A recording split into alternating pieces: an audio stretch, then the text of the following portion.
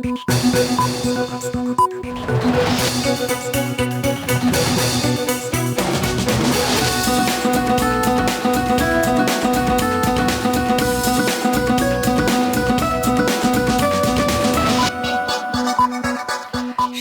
স্বাগত মাছরাঙা সংবাদে। আপনাদের সঙ্গে আছি আমি নাবিলা ফেরদৌস। দ্রুতই দেশে ফিরবেন বলে বিবিসি বাংলাকে দেওয়া এক সাক্ষাৎকারে জানিয়েছেন বিএনপির ভারপ্রাপ্ত চেয়ারম্যান তারেক রহমান। দীর্ঘ 2 দশক পর গণমাধ্যমে মুখোমুখি হয়ে সাক্ষাৎকার দিলেন তিনি। নির্বাচন এককভাবে নাকি দলগতভাবে করবেন এমন প্রশ্নের জবাবে তিনি জানান, স্বৈরাচার বিরোধী আন্দোলনে থাকা সবাইকে নিয়ে রাষ্ট্র পুনর্গঠন করতে চায় বিএনপি। নির্বাচনে খালেদা জিয়ার ভূমিকা কি হবে এ প্রশ্নের উত্তরে বলেন, শারীরিকভাবে সুস্থ থাকলে খালেদা জিয়ার ভূমিকা দেখতে পাবে জনগণ। আওয়ামী লীগের রাজনীতি নিষিদ্ধের ইস্যুতে তিনি এ বিষয়ে জনগণের সিদ্ধান্তের উপর আস্থা রাখার কথা জানান। বিবিসি বাংলা সম্পাদক মীর সাব্বির ও সিনিয়র সাংবাদিক কাদের কল্লোলের নেওয়া সাক্ষাৎকারে প্রথম পর্বটি সকালে প্রকাশিত হয়েছে। এবং গত এক বছরে যে প্রশ্নটা বারবার ঘুরে ফিরে কিছু সঙ্গত কারণে হয়তো রাজনৈতিক কর্মী আমি, নির্বাচনের সাথে তো রাজনৈতিক দল এবং রাজনৈতিক কর্মীর ওতপ্রোত সম্পর্ক। কাজেই নির্বাচন যেখানে একটি মানে জনগণের সম্পৃক্ত এরকম একটি নির্বাচন হবে, সেখানে তো অবশ্যই আমি নিজেকে দূরে থাকতে পারবো না, আমাকে আসতেই হবে। আয়নার মতো পরিষ্কার ও স্বচ্ছ একটি নির্বাচন করতে চান বলে জানিয়েছেন প্রধান নির্বাচন কমিশনার এএমএম নাসির উদ্দিন। তিনি জানিয়েছেন, বিশ্ববাসীকে তারা দেখাতে চান কোনো লুকানো ছাপানো নির্বাচন হচ্ছে না। সকালে আগারগাঁওয়ে নির্বাচন কমিশনের ত্রয়োদশ জাতীয় সংসদ নির্বাচনকে সামনে রেখে গণমাধ্যমের সঙ্গে সংলাপের শুরুতে এসব কথা জানান তিনি। বক্তব্যে আরও বলেন, স্বচ্ছ নির্বাচন করতে সবার সহযোগিতা প্রয়োজন। জানান, দায়িত্ব নেওয়ার পর নির্বাচন কেন্দ্রিক অনেকগুলো গুরুত্বপূর্ণ কাজ করেছে কমিশন, যার মধ্যে আছে ভোটার তালিকা হালনাগাদ করা। এতে 43 লাখের বেশি ভোটারকে তালিকায় যুক্ত করা হয়েছে। বলেন, হালনাগাদ তালিকায় 21 লাখ মৃত ভোটার চিহ্নিত হয়েছে, যাদের হয়ে অনেকে ভোট দিয়ে যেত বলেও মন্তব্য করেন তিনি। আমরা চাই এই ইলেকশনটাকে আমরা অ্যাজ ট্রান্সপারেন্ট অ্যাজ পসিবল করতে চাই। আমরা চাই সারা বিশ্ববাসী দেখুক বাংলাদেশে সবকিছু লুকানো ছাপানো কিছু না হয়, এবং এটা আই মিন ইট, যে আমরা একদম স্বচ্ছভাবে আয়নার মতো পরিষ্কার করে এই ইলেকশনটা করতে চাই। এই ক্ষেত্রে আপনাদের সহযোগিতা দেওয়া। 24শে জুলাই আগস্টে কুষ্টিয়ায় 6 জনকে হত্যার ঘটনায় মানবতা বিরোধী অপরাধের মামলায় আওয়ামী লীগের যুগ্ম সাধারণ সম্পাদক মাহবুবুল আলম হানিফ সহ 4 জনের বিরুদ্ধে অভিযোগ আমলে নিয়েছে ট্রাইব্যুনাল। তাদের বিরুদ্ধে গ্রেপ্তারি পরোয়ানা জারি করা হয়েছে। আন্তর্জাতিক অপরাধ ট্রাইব্যুনালের চিফ প্রসিকিউটর মোহাম্মদ তাজুল ইসলাম জানিয়েছেন, আসামিদের বিরুদ্ধে হত্যা সহ মোট 3টি অভিযোগ আনা হয়েছে। মামলার পরবর্তী শুনানি হবে 14 অক্টোবর। আলোচিত এই মামলার 4 আসামি পলাতক। এদিকে আন্তর্জাতিক অপরাধ ট্রাইব্যুনাল আজ মানবতা বিরোধী অপরাধের অভিযোগে শেখ হাসিনা সহ 3 জনের বিরুদ্ধে সর্বশেষ সাক্ষীর জেরা অনুষ্ঠিত হবে।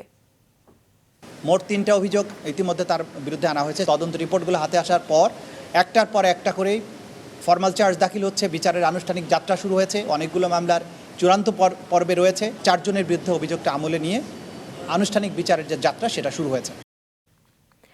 হঠাৎ করে বেড়ে যাওয়া তিস্তা নদীর পানি কমতে শুরু করেছে। আজ ব্যারেজ পয়েন্টে তিস্তার পানি বিপদসীমার 10 সেন্টিমিটার উপরে ছিল। নিচু এলাকা থেকে নামতে শুরু করেছে পানি। গতকাল বিকেল থেকে হঠাৎ তিস্তার পানি বাড়তে শুরু করে। ব্যারেজ পয়েন্টে পানি বিপদসীমার 36 সেন্টিমিটার উপর দিয়ে প্রবাহিত হতে থাকে। পানি আরও বৃদ্ধির আশঙ্কায় নিচু এলাকায় বসবাসকারীদের সরে যেতে মাইকিং করে পানি উন্নয়ন বোর্ড। তিস্তার পানি বৃদ্ধির কারণে নীলফামারী, ডোমার ও জলঢাকা এবং রংপুরের গংগাছড়া উপজেলার লক্ষ্মীটারি ও বাগেরহাট এলাকার কিছু এলাকা প্লাবিত হয়েছে। দুর্গাপূজার ছুটি শেষে পুরোদমে শুরু হয়েছে চট্টগ্রাম বিশ্ববিদ্যালয় কেন্দ্রীয় ছাত্র সংসদ চাকসু নির্বাচনের প্রচারণা। ক্যাম্পাসের বিভিন্ন স্থানে শাটল ট্রেন ও সড়কে নিজ নিজ প্যানেলের প্রচার চালাচ্ছেন প্রার্থীরা। বিশ্ববিদ্যালয়ের গোল চত্বর, শহীদ মিনার, রেলওয়ে স্টেশন ও বিভিন্ন অনুষদে গিয়ে ভোট চাচ্ছেন প্রার্থীরা। আশ্বাস দিচ্ছেন বিভিন্ন সমস্যা সমাধানের। তালিকায় রয়েছে আবাসিক সমস্যার সমাধান, যাতায়াত ব্যবস্থার উন্নতি, ক্যাম্পাসে খাবারের মান বৃদ্ধি, নারীদের জন্য নিরাপদ পরিবেশ নিশ্চিতকরণ সহ নানা ইস্যু। প্রায় 3 যুগ পর আগামী 15 অক্টোবর অনুষ্ঠিত হতে যাচ্ছে চাকসু নির্বাচন, যেখানে মোট 907 জন প্রার্থী প্রতিদ্বন্দ্বিতা করবেন। বৌদ্ধ ধর্মাবলম্বীদের দ্বিতীয় বৃহত্তর ধর্মীয় উৎসব শুভ প্রবারণা পূর্ণিমা উৎসব আজ। এটি আশ্বিনী পূর্ণিমা নামেও পরিচিত। আজ রাতে 11:54 পূর্ণিমার তিথি শুরু হয়ে কাল সকাল 9:03 শেষ হবে।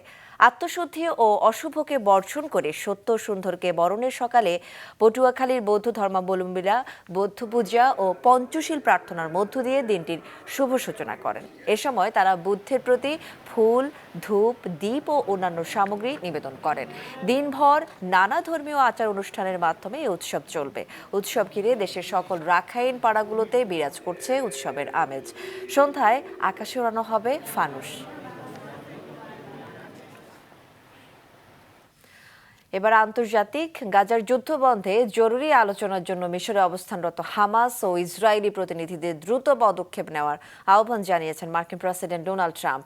রবিবার সামাজিক যোগাযোগ মাধ্যমে দেওয়া এক পোস্টে ট্রাম্প জানান, প্যালেস্টাইনের সশস্ত্র গোষ্ঠী হামাসের সাথে ইতিবাচক আলোচনা হয়েছে। তিনি আরও জানান, মধ্যপ্রাচ্য বহুদিন ধরে প্রত্যাশিত শান্তি প্রতিষ্ঠার সম্ভাবনা দেখা দিয়েছে, তবে হামাস অস্ত্র সমর্পণ করবে কিনা কিংবা উপত্যকার শাসন ব্যবস্থায় ভবিষ্যতে কোনো ভূমিকা পালন করবে কিনা এ বিষয়ে স্পষ্ট কিছু জানায়নি। এদিকে গাজায় জিম্মি সকল ইসরায়েলি দ্রুত মুক্তি পাবে বলে জানিয়েছেন মার্কিন প্রেসিডেন্ট ডোনাল্ড ট্রাম্প। খেলার খবর। বাংলাদেশ ক্রিকেট বোর্ডের নির্বাচনের ভোট গ্রহণ চলছে রাজধানীর হোটেল সোনারগাঁওয়ে। সকাল 10টা থেকে শুরু হয়ে বিকেল 4টা পর্যন্ত চলবে এই ভোট গ্রহণ। 156 জন ভোটার 3টি ক্যাটাগরিতে 25 জন পরিচালক নির্বাচিত করবেন আজ।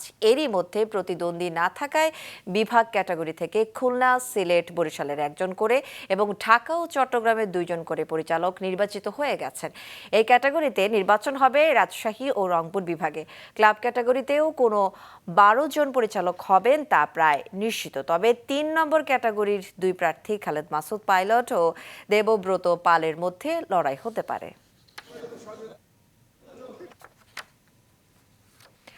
দর্শক, বিসিবি নির্বাচন নিয়ে আরো জানাতে হোটেল সোনারগাঁও থেকে সরাসরি যোগ দিচ্ছেন স্টাফ রিপোর্টার অনিক জাবের। তার কাছেই চলে যাচ্ছি। জাবের, 156 জন ভোটার বিসিবি নির্বাচনে ভোট দেওয়ার কথা আজকে। ভোটার উপস্থিতি কেমন দেখছেন? এবং আরেকটা প্রশ্ন হচ্ছে, পরিচালকরা সভাপতি নির্বাচন করবেন কিনা আমাদেরকে জানাবেন।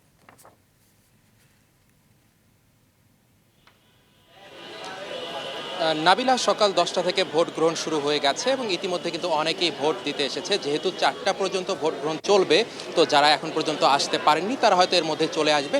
আর যারা একেবারেই আসতে অপারগ তারা কিন্তু ভোটিংয়ের মাধ্যমে কিন্তু তাদের ভোট অলরেডি দিয়ে দিয়েছে। তো এই ভোট গ্রহণ 4টা পর্যন্ত চলবে।